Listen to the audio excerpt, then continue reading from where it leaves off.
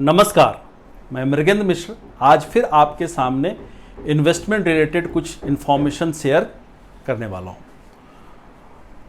कल हम लोगों ने बात की थी शेयर्स को लेके, तो उसमें जब शेयर्स इन्वेस्टमेंट की बात होती है तो हमने 2-3 बातें की थी। उसमें एक इम्पॉर्टेंट एस्पेक्ट आया था कि आपको शेयर्स के बैलेंस शीट पढ़ना आता हो, बैलेंस शीट को आप समझते हैं। बैलेंस शीट को समझेंगे तभी आप समझ पाएंगे कि कंपनी की इंटरनल फाइनेंशियल पोजीशन क्या है, और फाइनेंशियल पोजीशन बेहतर है तभी उसके प्राइस बढ़ने की संभावना है और तभी आप उसमें इन्वेस्ट कर सकते हैं। एम आई राइट? तो फिर हम लोग आज चलते हैं कि देखते हैं कि बैलेंस शीट को जब आप लेके बैठेंगे किसी भी कंपनी का, तो क्या क्या चीज़ उसमें देखना बहुत ज़रूरी है, क्योंकि उनमें से जो चीज़ें आप देखेंगे उसी बेसिस पे आप सर्टेन चीज़ों को डिराइव करके आप डिसीजन लेते हैं कि शेयर्स में इन्वेस्ट करना चाहिए या नहीं करना चाहिए। तो बैलेंस शीट एक कह सकते हैं कि सबसे इम्पॉर्टेंट एस्पेक्ट है किसी भी कंपनी की इंटरनल फाइनेंशियल पोजीशन को जानने का। सिर्फ वही एक नहीं है, जैसा कि कल हम लोगों ने डिस्कस किया था, कुछ एक और चीज़ें हैं जो कि कोई भी कंपनी का स्टॉक खरीदने से पहले ध्यान रखना चाहिए, मगर सबसे इंपॉर्टेंट एस्पेक्ट अगर एक है तो वो है उसका बैलेंस शीट। तो बैलेंस शीट में क्या क्या चीज़ देखनी चाहिए वो आज हम लोग आपके साथ डिस्कस करते हैं। तो सबसे पहला एस्पेक्ट, जब भी बैलेंस शीट आप देखें तो उसमें आप उसका टॉप लाइन देखें। टॉप लाइन मीन्स उसकी रेवेन्यू कैसी चल रही है, यानी उसका कैश फ्लो कैसा है। जिस भी व्यवसाय में जो भी बिजनेस करती है वो कंपनी, उसमें उसकी करंट कैश फ्लो कैसी चल रही है, रेवेन्यू में कैसा ग्रोथ पैटर्न है, कैसा रेवेन्यू उसके साल दर साल या हर क्वार्टर वो बढ़ रही है या रुकी हुई है या गिर रही है। दूसरा होता है बॉटम लाइन, कि सबसे नीचे का लाइन, यानी कि प्रॉफिट, नेट प्रॉफिट कितनी उस कंपनी की, उस प्रॉफिट में ग्रोथ हो रही है या स्टेगनेंट है या नीचे की तरफ आ रही है। तीसरा एस्पेक्ट होता है बुक वैल्यू पर शेयर, कि पर शेयर उस कंपनी का इंटरनल बुक वैल्यू कितना है, क्या एसेस, क्योंकि market dynamics market value decide करती है कि मार्केट में क्या वैल्यू होगी किसी कंपनी का, मगर इंटरनल बुक वैल्यू मैकेनिज्म से आपको देखना है कि उसकी बुक वैल्यू पर शेयर कितनी आ रही है। चौथा एस्पेक्ट जो आपको देखना है उस बैलेंस शीट से वो है एसेट्स एंड लायबिलिटीज, कि कंपनी के पास कितने एसेट्स हैं और उसके ऊपर लायबिलिटीज कितनी है, कितने तरह की लायबिलिटीज है।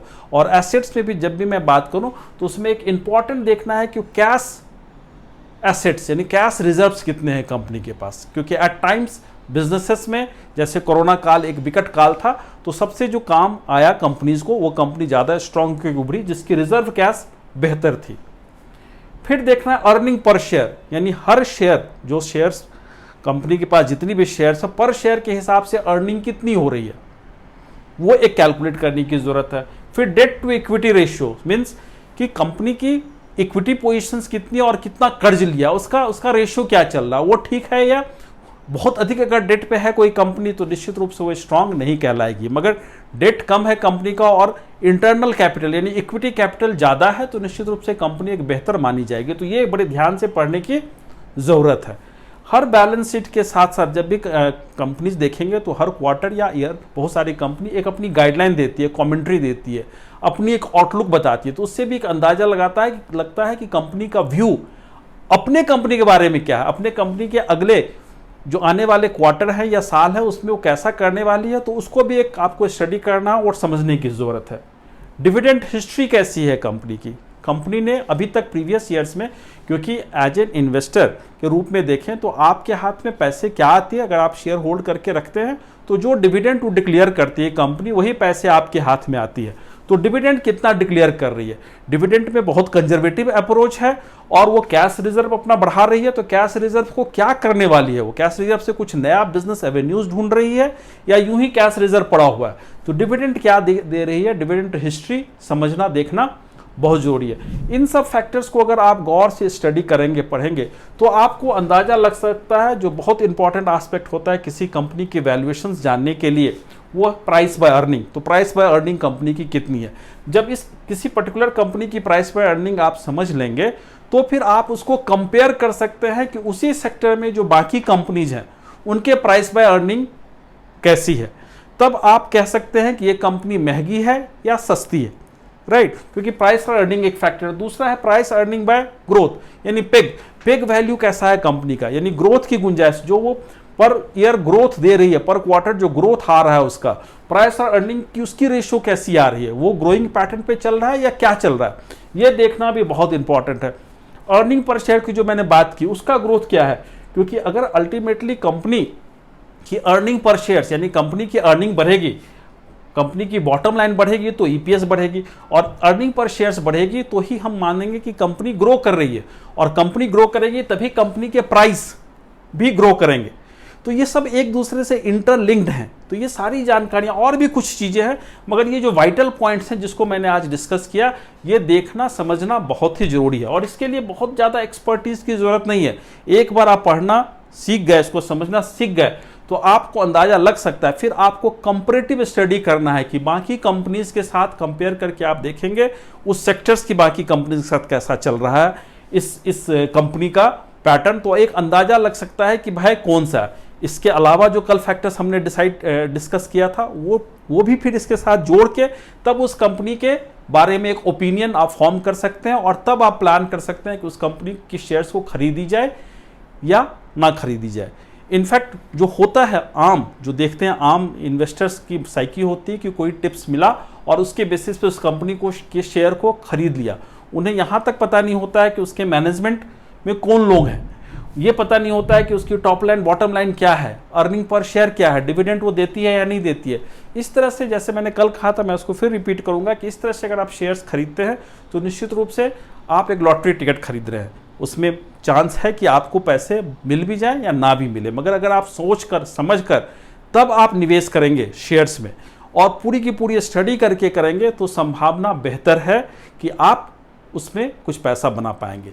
जो भी टिप्स मिलता है, टिप्स कोई बुरी चीज़ दिन भर मिलता रहता है। सर्टेन चैनल्स हैं, सर्टेन न्यूज़पेपर्स हैं या कुछ लोग हैं आपको लगातार बताते रहेंगे, कुछ ना कुछ जानकारी देते रहेंगे, मगर उस जानकारी को परखने की ज़रूरत आपकी है। वो आपका ब्रोकर भी आपके बिहाफ में नहीं कर सकता, इसको याद रखना। वो आपको खुद करना है, खुद स्टडी करनी है, खुद जानकारी हासिल करनी है।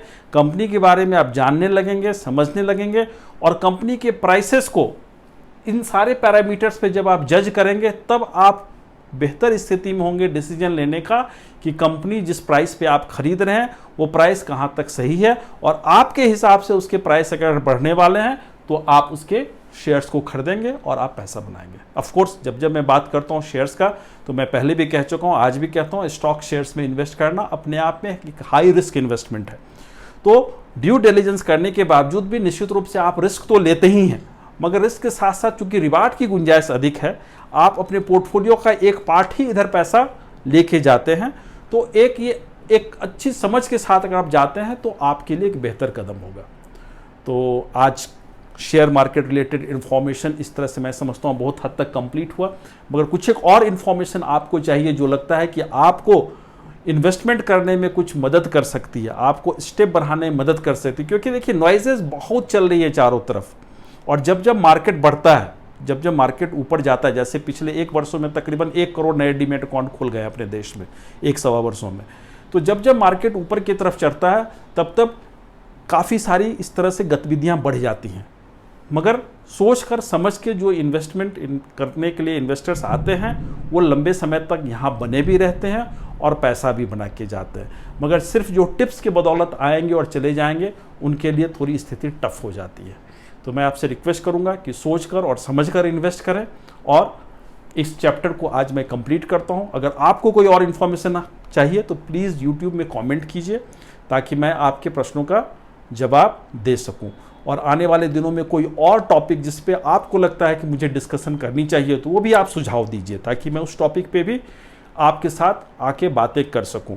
देखिए मेरा पर्पस बहुत सिंपल है कि जितना अवेयरनेस मैं बढ़ा सकूं, जितना अधिक आप लोग एजुकेट होंगे उतना बेहतर होगा अपने देश के लिए। क्योंकि पूरे देशवासी अगर बेहतर ढंग से अपने वेल्थ का क्रिएशन करेंगे तो ये खुशी की बात होगी और अच्छी बात होगी।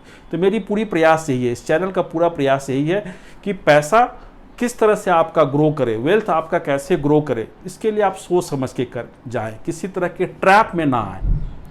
तो एक बार फिर से थैंक यू वेरी मच, नमस्कार।